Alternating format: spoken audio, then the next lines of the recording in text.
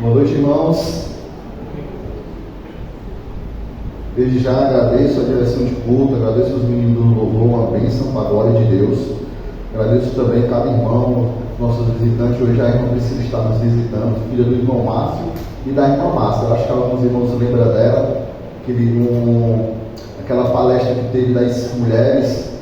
Ela que convidou a palestrante, que deu aquele problema, a palestrante veio, ela também teve que sair nas preces.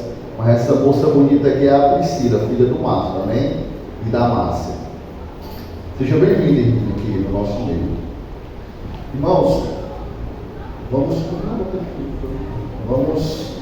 continuar focados nos nossos compromissos, lembrando que quarta-feira nós temos culto de doutrina aqui na nossa igreja. Tem sido uma bênção, a gente tem visto a evolução dos irmãos que têm trazido a palavra naquela noite. Também temos visto a união em um todo da igreja no propósito dessas mudanças que teve nesse ano. Isso é muito bom. Essas coisas só acontecem com a permissão de Deus e também com a nossa força de vontade. Então eu tenho visto acontecer, eu tenho visto Deus abençoando, eu tenho visto Deus agindo nessas mudanças, em tudo que tem sendo feito no começo desse ano, amém? Então vamos nos manter firmes, vamos manter focado no nosso compromisso. Aí lembrando que quarta-feira às 19h30 tem o nosso culto de doutrina, amém? E domingo temos a nossa EBD, a Escola Bíblica Dominical, pela manhã de 8 às 10, e à noite este culto que estamos realizando, o nosso culto de adoração, às 19h30. Irmãos, vamos continuar orando uns pelos outros e lembrando da gente estar orando pelas metas que nós tivemos, que nós pensamos ano passado e vamos estar botando em prática esse ano. A importância de nossa igreja se tornar uma igreja missionária, uma igreja que avança, uma igreja que faça a diferença nessa comunidade. Nesse pensamento, no último culto desse mês, nós vamos estar realizando o nosso culto de missões. No Márcio vai estar nos trazendo um desafio missionário naquela noite, e convido a você desde já a estar intercedendo as suas orações, orando pelos departamentos da igreja. Irmão, todos nós somos um missionário do Senhor, todos nós temos a obrigação de pregar o Evangelho, e cada departamento da igreja caminha nesse propósito. A alegria dos jovens é ver a igreja reunida e a palavra sendo pregada e os convidados vindo. O departamento feminino do mesmo jeito. Todo o departamento da igreja avança nesse propósito de pregar a palavra, anunciar a palavra de Deus. Então, toda a igreja é uma igreja, tem que ser uma igreja missionária. Então vamos estar orando pelos nossos missionários, orando pelos nossos pastores, pois nesse pensamento, no último domingo desse mês, vamos estar realizando um culto de missões, já preparando para o dia 4, que é o primeiro domingo do mês, a gente está no campo, evangelizando, apresentando a nossa igreja no bairro, apresentando a nossa igreja à comunidade. Esse é o propósito da igreja, a avançar, amém? Dito os avisos, eu convido aos amados irmãos a abrir a palavra do Senhor lá em 1 Pedro, capítulo 2. Vamos ler hoje só o verso 9 e o verso 10. Os irmãos lembram que eu fiz uma pequena aplicação no verso 9. Hoje eu quero estar dando continuidade, fazendo uma aplicação no verso 9 e no verso 10 para o nosso crescimento espiritual. Continuando com o tema e com a exposição desse livro de Pedro, a unidade cristã, para nos fortalecer a esse pensamento de estarmos unidos em um só propósito. Então a palavra do Senhor, estão comigo, igreja?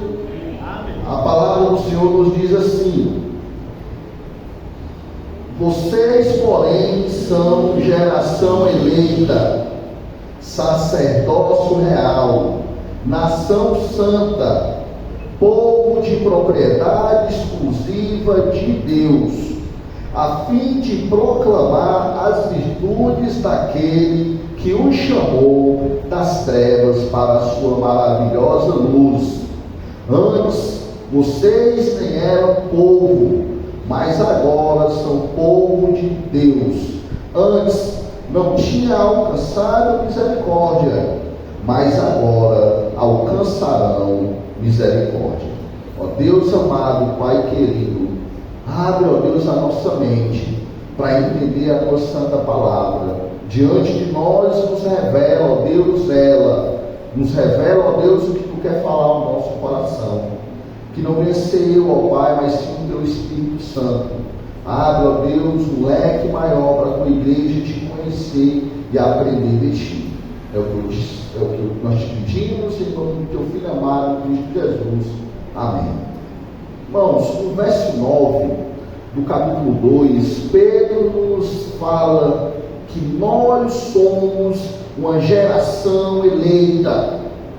Isso não com propriedade humana, não com força humana, mas pela graça de Deus, não por escolha humana, mas por escolha de Cristo, por escolha de Deus. A explicação final que muitas pessoas pensam, eu até falei sobre isso domingo passado, de um porquê algumas pessoas se perdem ao não querer conhecer Cristo, a não se achegar a Cristo, e outras não, se perdem na caminhada por não ter fé. Isso não cabe a nós estar pensando, mas é porque Deus, na sua soberana escolha, no seu grande poder, escolheu e elegeu alguns para serem seu povo, para serem propriedade exclusiva dele e não dos outros. Portanto, ninguém pode se vangloriar de ter sido incluído na graça de Deus. Não podemos.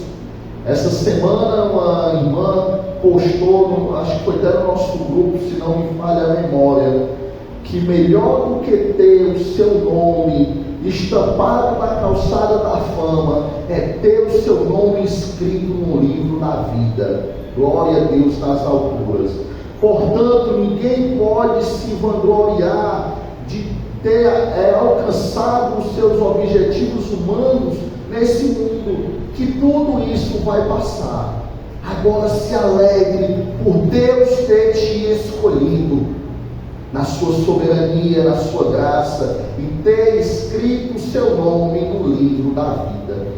Pedro vê a igreja como um novo Israel, pois toma aquilo que é dito sobre Israel, lá em Êxodo, acompanhe comigo, lá em Êxodo 19, observe, Êxodo 19, do verso 4 a 8, diz assim: vocês viram o que fiz aos egípcios, e como levei vocês sobre asas de águia, e os trouxe para perto de mim. Agora, pois, se ouvirem atentamente a minha voz, e guardarem a minha aliança, vocês serão para mim propriedade peculiar dentre todos os povos, porque toda a terra é minha, e vocês serão para mim um reino de sacerdotes, uma nação santa. São estas as palavras que você falará aos filhos de Israel. Uma propriedade peculiar, uma propriedade única, exclusiva de Deus. Aquela última peça de uma estampa valiosa, aquele quadro incomparável, aquela pedra preciosa. É assim que o Senhor nos vê, na medida que Ele nos escolheu. Pois Pedro vê a igreja como um novo Israel. Ele aplica esse texto aqui de Êxodo à igreja. Por isso que ele deixa bem claro aqui no seu livro de 1 Pedro, capítulo 2, verso 9, que nós somos propriedade exclusiva dele. Um povo peculiar, um povo separado. Pedro vê a igreja como esse povo que obedece, que se tornou uma nação santa, santa de Deus. Esse é o papel principal da igreja. Como escolhido de Deus, os cristãos devem proclamar, muito obrigado, meu irmão, devem proclamar as virtudes daquele que os chamou das trevas e os levou para a sua maravilhosa luz. Nós encontramos nesse texto o Senhor deixando bem claro no verso 10 que antes nem povo nós éramos. Antes não éramos nada. Então aqui nós já observamos um paralelo de que com Deus somos muita coisa e sem Deus não somos nada. Essa é a importância de nos colocar como igreja, como povo. Deus desejava que o seu povo, Israel, se tornasse um reino de sacerdotes. A gente vê isso no verso 6 aqui de Êxodo. E vocês serão para mim um reino de sacerdotes e uma nação santa. Aqui o Senhor está falando para Moisés do Monte Sinai avisar o povo que vocês vão ser para mim Israel, vocês vão ser para mim um povo santo, uma propriedade exclusiva minha. Mas o povo não quis. O povo viu todos os feitos do que o Senhor fez no deserto, do que o Senhor fez no Egito, livrar eles da escravidão, livrar eles da servidão com a sua mão poderosa, e mesmo assim desobedeceu. Pois igreja do Senhor não vamos ser assim. Vamos querer ser esse povo de propriedade exclusiva de Deus. Vamos querer ser diferente. É por isso que Pedro, em seu livro, aplica esse pensamento a nós, como igreja. Uma influência espiritual para promover a piedade. Mas se Israel falhou, não obedeceu, não ouviu a palavra de Deus e nem a seguiu, falhou na promessa, falhou naquilo que foi chamado, em vez de ser uma boa influência para as nações pagãs, nações que não obedeciam a Deus ao redor do mundo, os israelitas imitaram essas nações e adotaram suas práticas, passaram a praticar aquilo que desagradava a Deus, adoraram a outros deuses. Hoje pela manhã nós falamos que temos que ser aquele que influencia em meio ao mundo perverso. Desobedecendo a Deus, Israel perdeu esse privilégio, imitando as nações que não obedeciam a Deus. Deus teve de disciplinar seu povo várias vezes por sua idolatria, e ainda assim eles continuaram pecando, mesmo sendo disciplinados, sendo castigados. Israel sempre foi uma nação lutadora, a mão de Deus também sempre aguardou, protegeu, livrou, mas também a mão de Deus sempre disciplinou, por ele ser uma nação de duro servir, de coração duro. Hoje Israel não tem templo, nem são sacerdotes, perderam esse privilégio. Mas é importante que, como sacerdote de Deus, mantenhamos a separação deste mundo, nos mantendo separados. A separação deste mundo não significa isolamento, não, pois o mundo precisa de nossa influência. Não imagine que você ser separado desse mundo, que você vai se colocar em um pedestal, ou em um escudo, ou em uma bolha, que não vai ter contato com o mundo. Não é isso. Não é isso. O mundo precisa de nossa influência, de testemunho, mas não devemos permitir que o mundo nos contamine, que o mundo nos influencia, manter uma influência, um domínio sobre nós.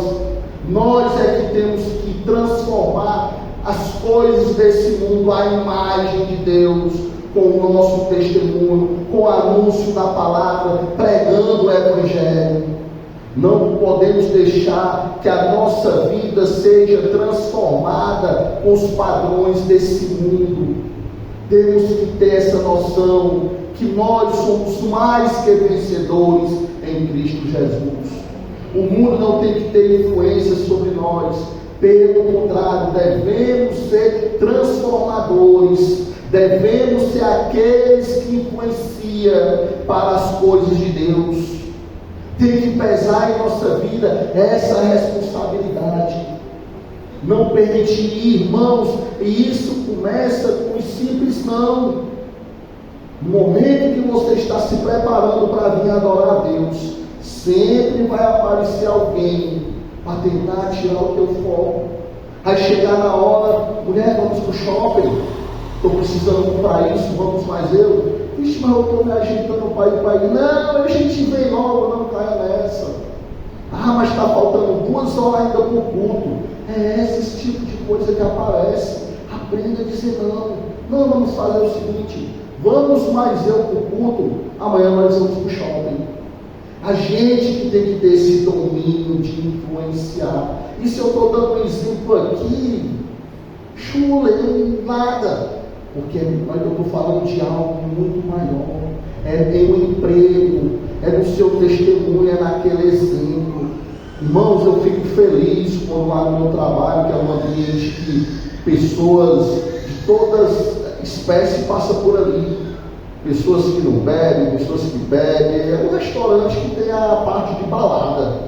Mas eu fico feliz quando os clientes chegam para mim e veem de longe: pastor, pastor.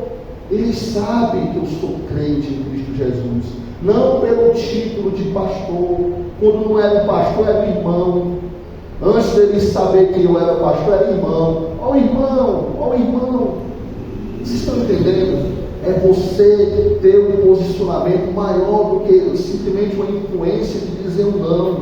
O fato de cada cristão poder se dirigir pessoalmente a Deus nos oferece um sacrifício espiritual, de que uma responsabilidade maior do que qualquer outra que a gente tem. Não deixe para botar em último estado, em último análise, em uma escala, o que Cristo fez por você. Porque o que Ele fez foi grande. Ele entregou a vida dele por nós. E muitas vezes nós temos colocado em última escala, tipo como?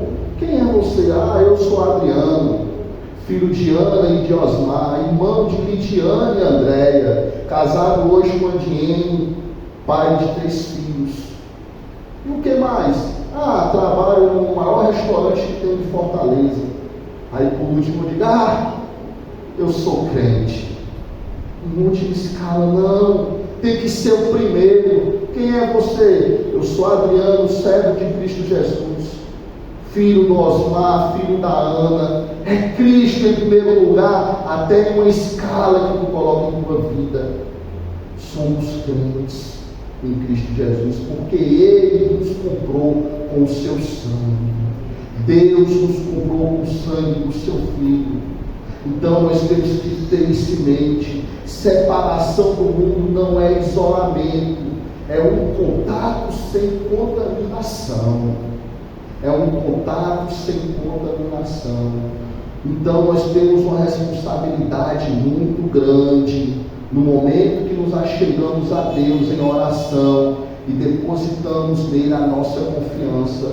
Somos sacerdotes juntos, servindo o mesmo sumo sacerdote, ministrando no mesmo templo espiritual.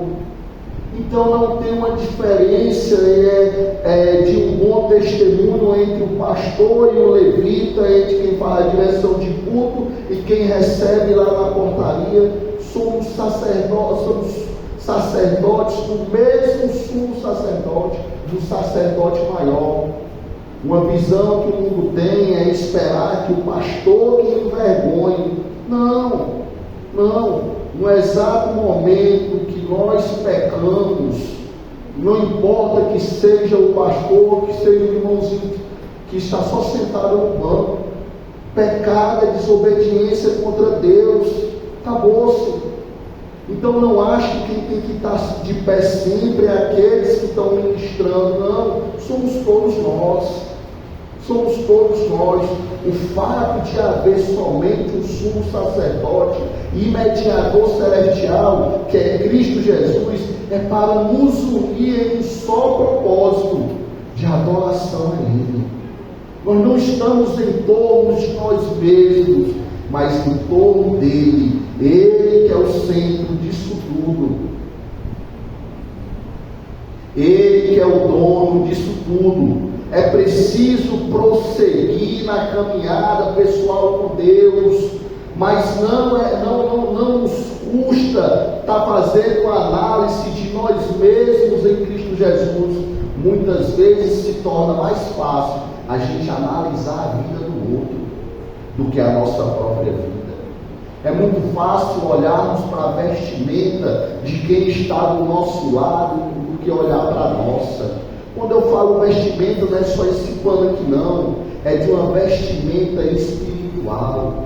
É muito fácil. O Senhor nos cobra que nós venhamos nos revestir com o seu Espírito Santo, com um capacete, com a armadura, com a palavra de Deus.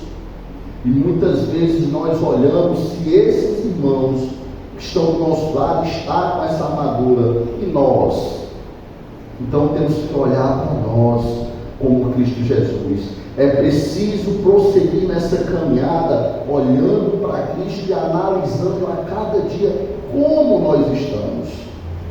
Vários estudiosos das ciências sociais escreveram livros sobre o que ele chama de um complexo do eu na sociedade moderna, do eu. O importante sou eu que sou importante, eu que sou o único, eu que sou o grande. Mas interessante que você só analisa esse complexo do eu quando é para você olhar o melhor de si.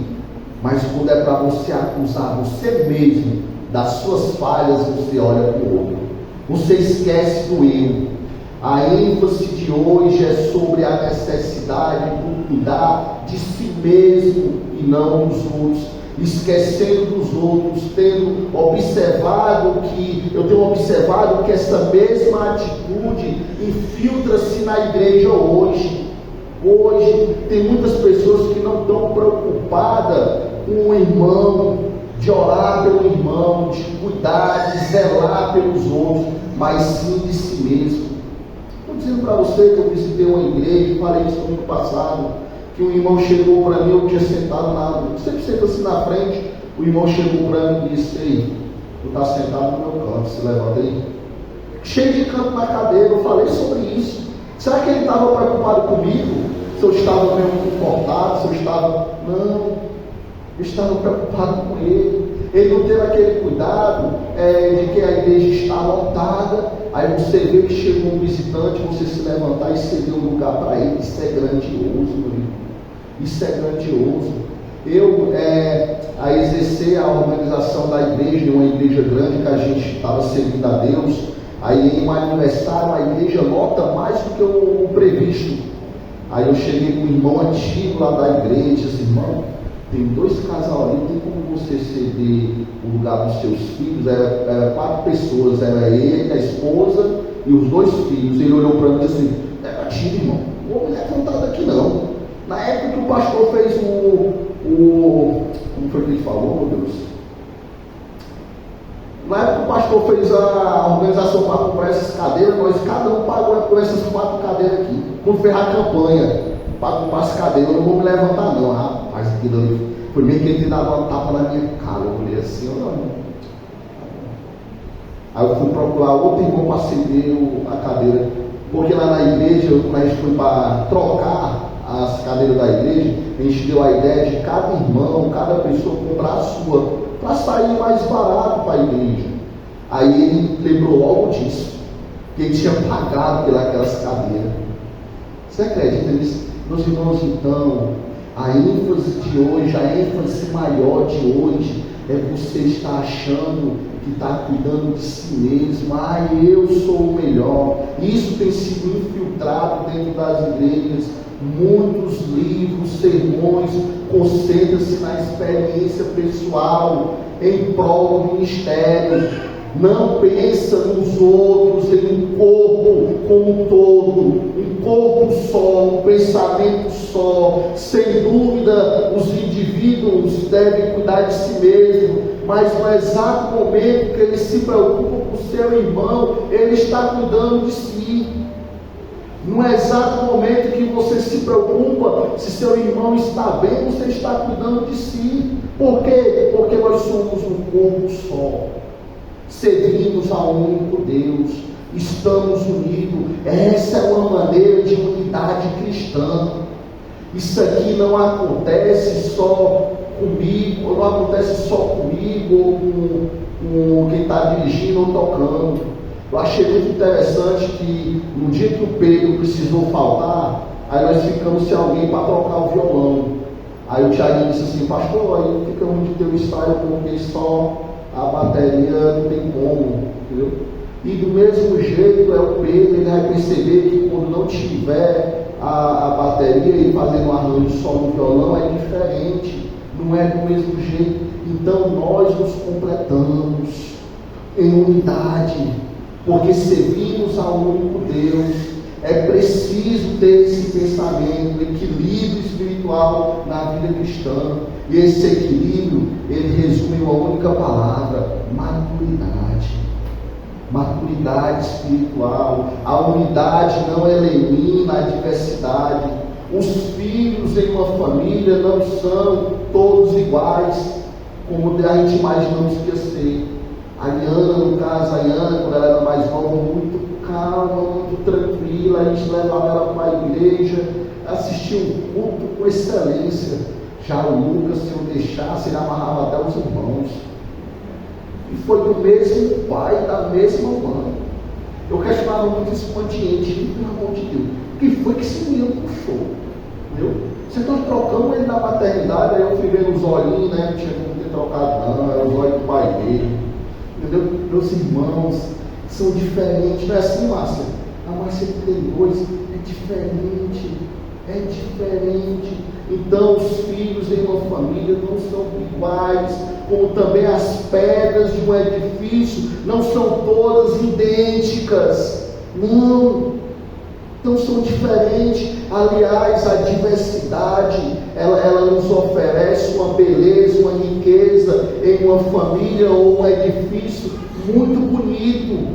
É interessante você olhar para um casal, aí ver um casal louro, os olhos verdes, e o filho nasceu branquinho, os cabelos bem pretinhos. Entendeu? É diferente, ou vice-versa. Então tem as suas belezas diferentes, as suas peculiaridades. O bonito é ouvir várias vozes em um grupo de louvor, não é verdade? Mas quando isso é harmonizado em um coral, se torna mais lindo ainda. Mas observem um coral, quando todos estão fazendo a mesma voz, que tem um falsete diferente, a igreja chega, não é verdade? É diferente,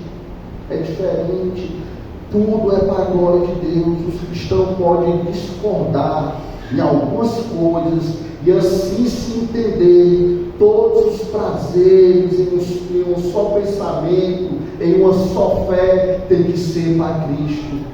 A nossa diferença, a nossa diversidade tem que ser para o louvor e honra daquele que nos fez, daquele que morreu por nós, daquele que nos comprou. É procurar honrar um só Senhor, que é Cristo Jesus. Aí esse é o pensamento, é o amor uns pelos outros, é o andar juntos em um só propósito.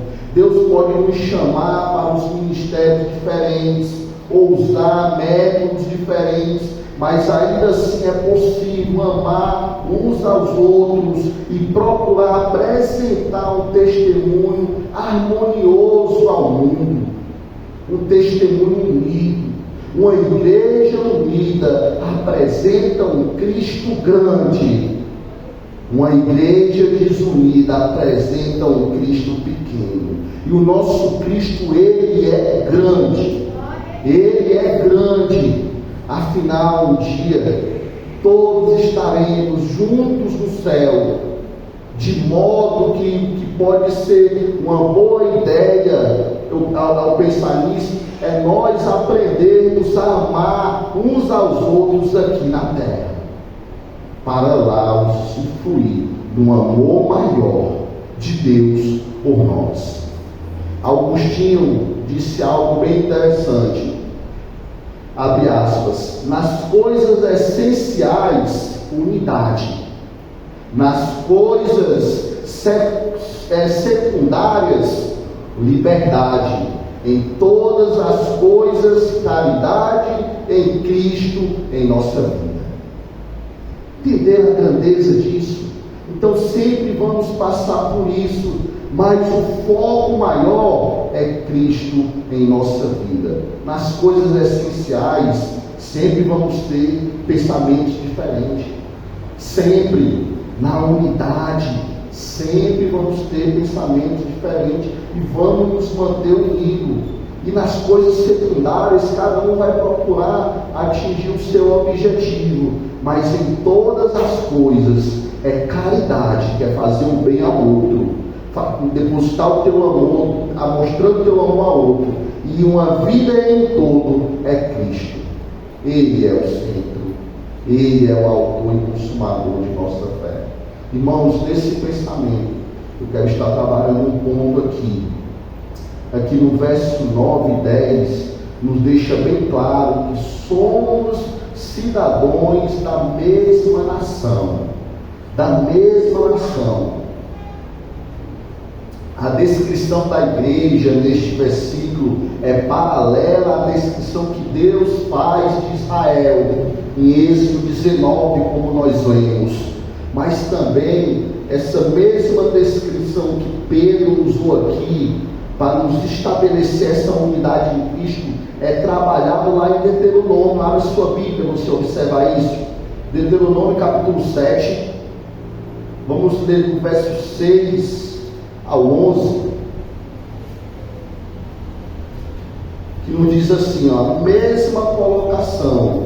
Pastor, por que você está nos mostrando isso? Porque eu quero que vocês entendam que esse pensamento de um único povo, de uma unidade, não nasceu só na fundação da igreja, não. Foi desde o princípio. Tem muitas pessoas que acham que esse momento de cultuar a Deus, esse momento de ouvir a palavra de Deus, esse momento de um jantar que está todos reunidos, esse momento de um café da manhã que está todos reunidos, é só com a igreja. Não é. Não é. O Senhor sempre nos chamou para a unidade, para nos manter unidos. Estão comigo, igreja? Diz assim aqui em Deuteronômio capítulo 7, versos 6 ao 11: porque vocês são povo santo para o Senhor, seu Deus. O Senhor, seu Deus, os escolheu para que de todos os povos que há sobre a terra, vocês fossem o seu povo próprio. O Senhor os amou, os escolheu, não porque vocês eram mais numerosos do que outros povos, pois vocês eram o menor de todos os povos. Eu adoro essa tradução. Mas porque o Senhor os amava, para cumprir o juramento que tinha feito aos pais de vocês. O Senhor os tirou com mão poderosa e os resgatou da casa da servidão, do poder do Faraó, rei do Egito. Portanto, saibam que o Senhor, seu Deus, é Deus. Ele é um Deus fiel, que guarda a aliança e a misericórdia até 1000 gerações aos que o amam e cumpre os seus mandamentos. Nós somos vestígios dessa 1000 geração. No verso 10 diz: porém ele retribui diretamente aos que o odeiam, fazendo-os perecer. Ele não demora em castigar aqueles que o odeiam, prontamente lhes retribuirá. Portanto, guardem os meus mandamentos, os estatutos e o juízo que hoje lhes mando cumprir. Isso aqui é para nós, como igreja. Aqui era para Israel, mas Pedro nos mostra que esse mandamento foi passado para nós no exato momento que Israel desobedeceu. Ao contrário de um povo desobediente e rebelde que foi Israel, o povo de Deus, a igreja hoje é a sua nação santa, escolhida. Somos cidadãos da mesma nação. Isso não significa que Deus colocou Israel de lado, não, pois Ele cumprirá as suas promessas e alianças, estabelecerá o seu reino com Israel, no exato momento que Israel reconhecer que Ele é Deus e que enviou o seu Messias. No entanto, significa que a igreja hoje é para Deus e para o mundo o que Israel deveria ter sido: um povo separado, uma nação eleita. Somos uma raça eleita, uma prova inequívoca da graça de Deus. O Senhor não escolheu Israel porque era uma grande povo, uma grande nação, não, mas porque o amava, pois Deus nos escolheu porque Ele nos ama. Ele nos ama, e um amor que não tem dimensão. Quando eu penso no amor de Deus por nós, eu chego até a emocionar, porque eu não consigo retribuir esse amor, nem se eu quisesse. Porque, meu irmão, o amor de uma pessoa que entrega a vida do seu filho por um pecador, por uma pessoa que ele nem conhecia, pelo trato de imundícia, meu irmão, quem éramos nós? Não tem como retribuir. Quem éramos nós? Somos uma raça eleita porque o Senhor nos amou e nos ama, como diz no verso 7 e 8 dessa passagem de Deuteronômio. Deus nos escolheu inteiramente com base em seu amor e em sua graça. Foi de graça, mas teve um alto preço, que foi a sua vida, o seu sangue. Em João capítulo 15, verso 16, diz assim: não foram vocês que me escolheram, pelo contrário, eu que os escolhi, os designei para que vão e deem fruto, e o fruto de vocês permaneça, a fim de que tudo o que pedirem ao meu Pai, em meu nome, Ele lhes conceda. Não foi nós que escolhemos Cristo. Não ache que a escolha foi tua, não. Foi Ele, por amor, nos escolheu. Mas Ele nos mostra aqui que temos que dar frutos. Somos uma nação santa, fomos separados a fim de pertencer exclusivamente a Deus. Nossa cidadania está no céu, de modo que obedecer às leis do céu e procurar agradar a Deus no céu é o nosso dever como crente. É o nosso dever. Israel esqueceu que era uma nação santa e começou a derrubar os muros de separação que o tornava especial e distinta para Deus. Irmãos, se a nossa nação é no céu, então por que amar as coisas desse mundo?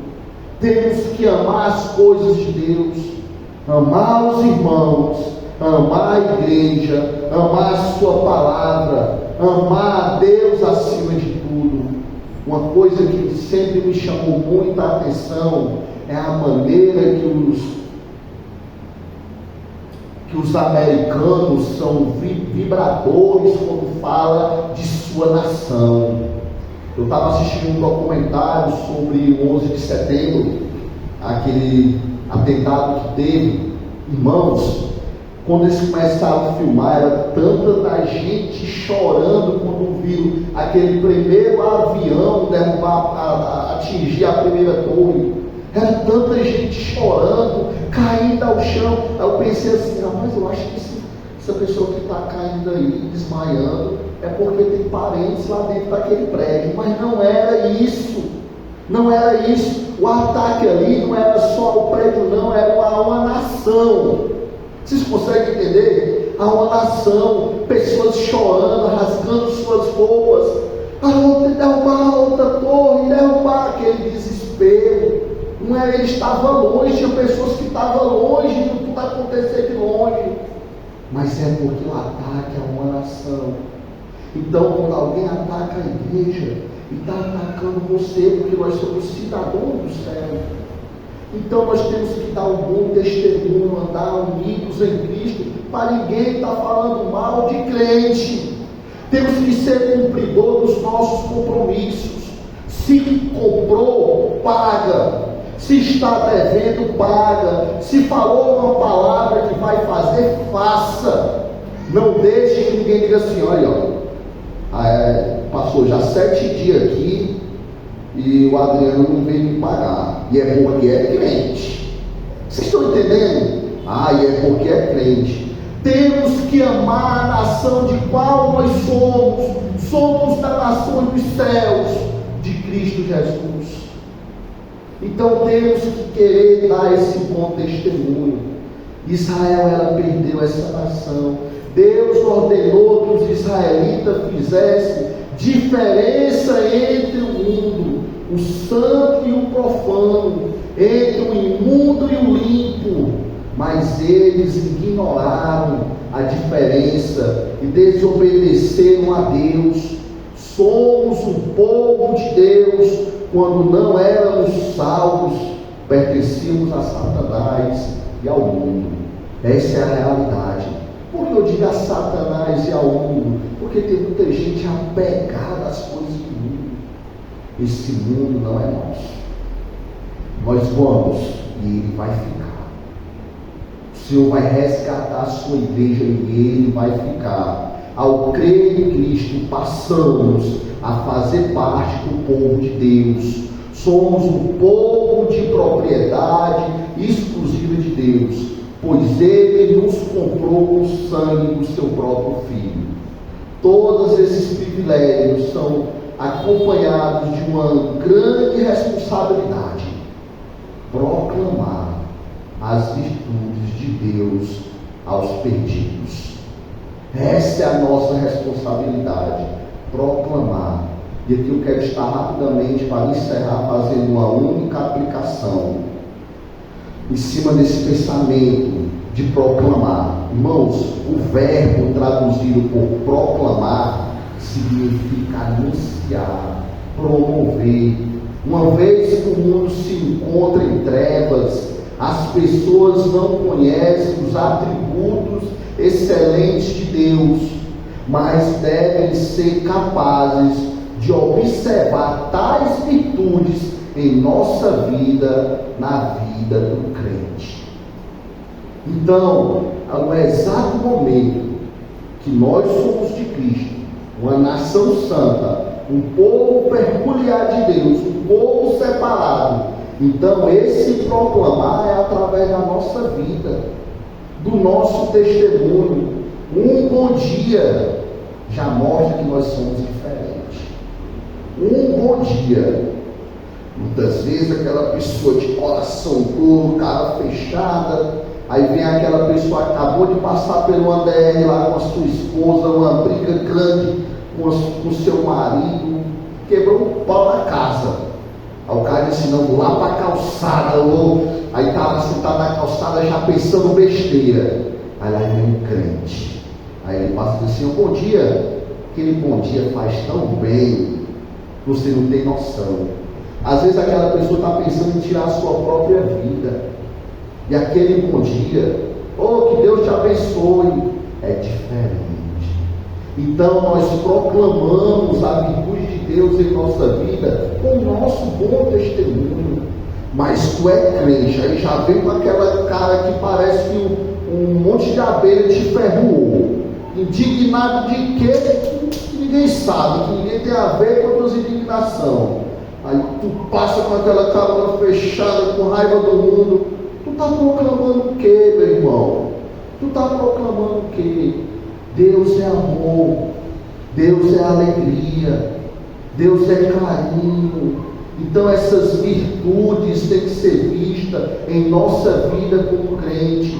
Cada cidadão do céu é um anúncio vivo das virtudes de Deus e das bênçãos de Deus em nossa vida cristã. A nossa vida deve irradiar as maravilhas e a luz para a qual Deus nos chamou por sua graça. Irmãos, eu falei aqui com os irmãos, não venha ter aquele pensamento, pastor, mas eu tenho lumbu. Que lumbu? Acho que é até um espírito imundo. Que negócio de lumbu? Tu tem todos os motivos do mundo para glorificar, para ser feliz. Nós somos mais que vencedores em Cristo Jesus. Passamos a ser povo, a ter vida, porque Cristo morreu por nós. Afinal, recebemos a misericórdia de Deus ou não? Recebemos. Se não fosse por sua misericórdia, estaríamos perdidos, mortos em direção ao julgamento eterno. Mas hoje, com a misericórdia de Deus, nós estamos caminhando para uma eternidade com o Pai, para uma vida celestial, para uma vida sem fim, para uma vida que vamos estar glorificando a Deus nas alturas com o nosso melhor. Amém? Somos povo escolhido de Deus, única e exclusivamente em função de sua misericórdia. Portanto, nos cabe ser fiéis a Ele, obedecer e amar uns aos outros. Amém? Vamos orar ao Senhor, agradecer a Ele por esse entendimento da sua santa palavra, compreensão da sua santa palavra.